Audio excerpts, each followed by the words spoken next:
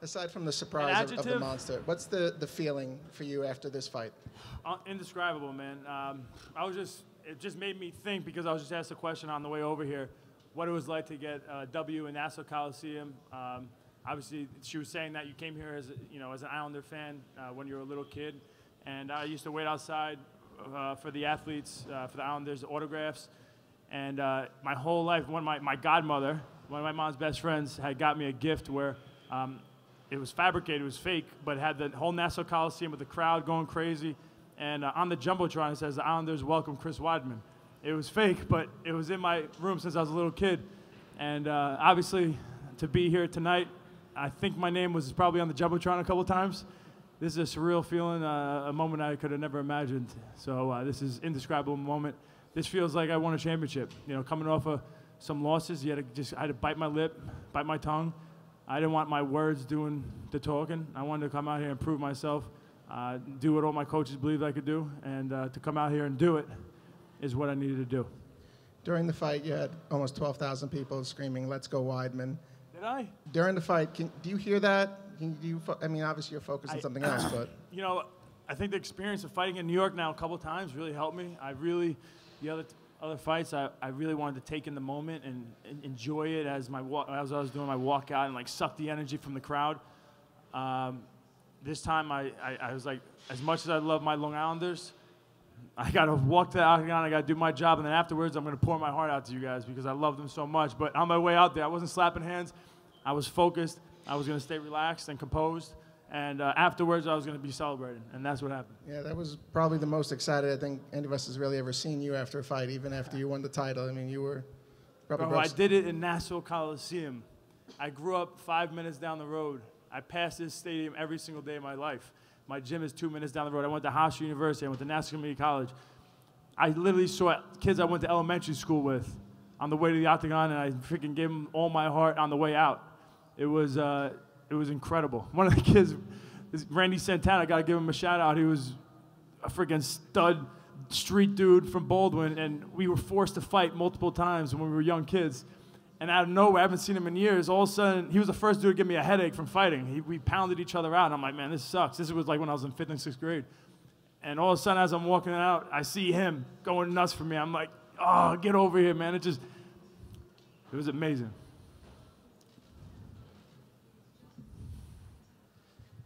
Chris, how dangerous was it in the first round?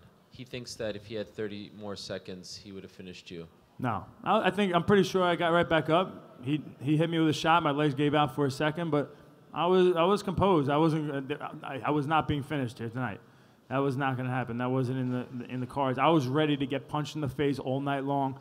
I was ready to get knocked off my feet. I was prepared for it all. In between rounds, I was completely fine. I focused on my breathing. I felt just as good as I felt in the beginning of the first round as I did going into the second. Obviously, Kelvin is a tough dude, and he has a lot of belief in himself, but tonight wasn't going to be the night. He said also tonight that he wants to go down to 170, that he felt the size difference. Did you feel that you were that much bigger and stronger than him when you were in there? I feel like I'm stronger than a lot of these guys. The thing with him is he's very good. He fought Tim Kennedy, one of the best grappling guys that's been in this sport, a guy who completely crushed Michael Bisping with grappling. And Kelvin went out there and completely destroyed Tim Kennedy because he stays relaxed. You could take him down. You could be bigger and stronger than him, but he's going to keep coming back up. And he's going to stay relaxed, and then all of a sudden he's going to be back in his southpaw stance, walking forward, trying to hunt for your head. And so at no point was I saying to myself, this kid's a bum, this kid's weak, and I'm so much stronger than him, and this is a fight I'm going to run through. I was prepared for the worst. That's a tough dude. He's a problem at 185. He's a real problem at 170, too. And, this script is something else to break this streak here of all places. When you were dreaming of getting back on track and breaking the streak and winning, did it, in your mind, feel as good as it's feeling now, or is this even better? Man, God had a plan for me. People forget. They see these 3 losses. People forget I was 9-0. I was fighting Anderson Silva. I was fighting the best guys this sport has ever seen, one after the other, with no experience. I hit adversity when I was on the top of the world. most people hit adversity when they're just in the beginning, they're just getting started. I hit it when everybody was watching, and everybody had comments, and everybody was doubting me. It was a tough situation to be in. The only people that believed in me, I think, is Long Island and my family and my coaches. And that gave me the confidence to know that I'm the best in the world. And those are the fights. Those were learning experience, and it was part of God's plan for me. Every single one of those fights was a fight that I felt like I lost on my own. And I think I came out here and did a great job and proved it tonight. Congrats. Chris, you fought at the Garden, but how different was it fighting here tonight? Well, for a Long Island boy, this is the Garden. This is the historic place. This is the place that you want to perform. But it's complete. That Madison Square Garden, it was the first card ever in New York. That was a dream come true. That was one of those moments where I wanted to suck in all the energy, and I wanted to make that walk and really enjoy it, because I knew it was one of those moments you'll never get back. And that night ended up terrible for me. You know, it was a failure. I let all my New Yorkers down. And then after that last debacle and that last fight, I had to sit back and listen to people doubt me, and wait my turn to get back out here and show everybody what I'm made out of. Man, I love my wife. I love my wife. Oh, this is a tough sport, guys. This is a tough sport. You gotta have thick skin. The family has to have thick skin. Your coaches have to have thick skin. You drag your family through mud in this sport with the things that they have to hear. It feels good to get back where I deserve. And I guess now, what do you want? Do you want Bisping next? Or I want what the people want. You know, I know I'm the best in the world. Bisping has been running. He did a great job. He got the belt when I gave him the opportunity to get the belt. Before that, he never had an opportunity to even fight for the belt. I gave him that shot. And then since then, he hasn't fought anybody that was a #1 contender. He's been running. He's got injuries. I don't know what he's doing. I'm the champ. I'm the best guy in the world. And I think people know that. And if Bisping grows some balls, that fight will happen. I know Whitaker just did a great job winning the interim belt, but I think he's hurt. He's got knee surgery. I'm available. I'm ready to go. We'll see what happens. Hey, Chris. You obviously got tagged at the end of the first and recovered for the arm triangle win. What were your coaches saying to you at the end of the first round? Longo, Matt. I mean, they asked me how I'm doing. I said, I'm fine. I'm good. Breathe. I really felt amazing cardio. Like I felt like I kept my composure. I didn't rush anything. Even when I got hit, I was prepared for this. I was prepared to hit some adversity in this fight. He's a tough dude who finished a lot of great guys. He doesn't give up. He's not scared. He's not scared to get hit. He comes forward. He makes up distance really well. We knew on the ground he was going to be scrappy. He wasn't going to give me anything. He was going to keep working to get back up, and I was going to have to take my time. I was going to have to hit adversity in that fight before I finally was able to latch onto something. And Longo told me in the beginning, before we walked out, you're prepared for 25 minutes, but you're getting a finish tonight. You're not going out there trying to get the finish every second. It's going to happen. You just go out there like you spar. You stay relaxed. You walk forward. Don't give him an inch, and you will finish him. But you're prepared for 25 minutes. Was that the happiest you've seen Papa Weidman? That was oh gosh. I was actually going to say he didn't embarrass me actually tonight. That was it was nice. I wasn't an embarrassed son until right now, but he just lost it. There, Dad. All right. And Romero just fought 2 weeks ago. Jacare is available. Is there anybody you want in the middleweight division? I'm ready to go. So whoever the people want to see me fight, I'm in. Chris, congratulations on the win. You compared it earlier to some of your title wins. Where would you rank it compared to your most satisfying wins of your career? Do you think this might be #1, or the Silva fights, the Belfort fight? Man, coming back from, like I said, I was undefeated forever. The winning that belt was like a dream come true, to beat Anderson Silva, to have all those doubters and be able to prove them wrong. And that was something I think that can't be beat. But when you're coming off of some losses, and you got all these people, and you're in the limelight, and you got all these people hating on you and saying you're done. It's a tough spot to be. So to go out here and do it in front of my home crowd, this night is very, very, very, very special and important in my career.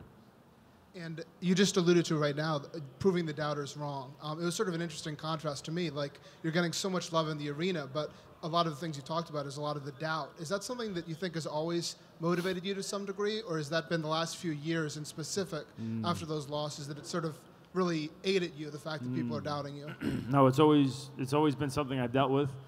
Like I said, I was an inexperienced kid coming up, saying I was going to beat Anderson Silva, saying I was going to finish him, and people were literally laughing at me, and that fueled the fire inside me that was like no other. And this was another one tonight. The fuel was getting poured onto the fire, and I was ready to just prove these dudes wrong. Hey, Chris, congratulations on the win. When Kelvin did take you down, knock you down that first round, were there flashbacks from your prior fights, the Masasi controversy and the Romero knockout? Did that come into play at all? Did you even think about that? I mean, I know you said you weren't going to lose tonight, but no, I was in a good frame of mind tonight. I was prepared for things, some things to go wrong. He's a tough dude. I knew the mistake I made right away. I stayed right in front of him, and he came down the middle. And when you're going against a southpaw, it's a tricky game, and he won that moment. And but I was prepared for it. I bounced right back, and it was fine. He was setting up that left hand, though, pretty nicely. I know that there was a couple times in that second, third round as well that he was trying to he led with the right a couple times, which led to the left. Did you notice that, too? Is that something that you saw? Oh, yeah. I mean, it's a typical, I think, southpaw thing, or when you're fighting against somebody in the opposite stance, you kind of bait him with that. If I'm trying to do it to him, you bait him with the left hook, and you try to crack him with the right. He was doing it on the opposite way. He was trying to get me to circle to his left hand. So I felt it. I felt what he was trying to do there. Were you surprised that he was able to even hit you because of the reach difference? Obviously, my goal was not to get hit not to get hit at all, but I was prepared to. He's a type of guy who fought all these great guys. I mean, and he gets to them. He makes up that distance. So I was prepared. That kid's he has a lot of potential. And then final question for me. Rockhold was front row. Did it make a difference? Did it matter to you to actually win a fight in front of him? Who kind of started you on this the losing streak? No, I didn't even see him. Didn't know he was here until you just said it. I wish him the best of luck. All my losses, I put behind me.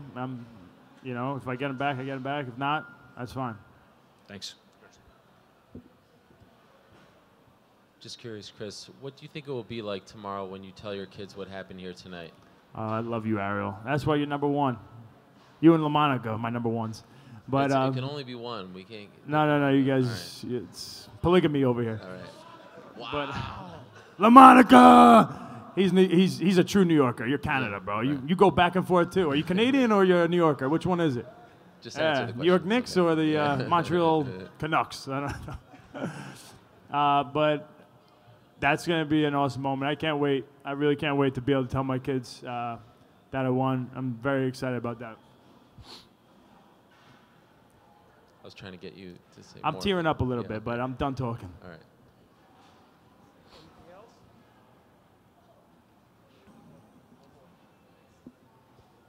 Chris, we know that November 4th, the UFC is returning back to the Garden.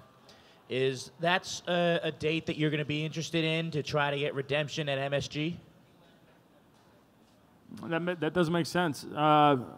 Maybe we'll have another event here at Nassau Coliseum in the next month or two. I'll set it up. I'll make that happen. The Coliseum, this is fun. But yeah, Madison Square Garden, that would be pretty damn awesome.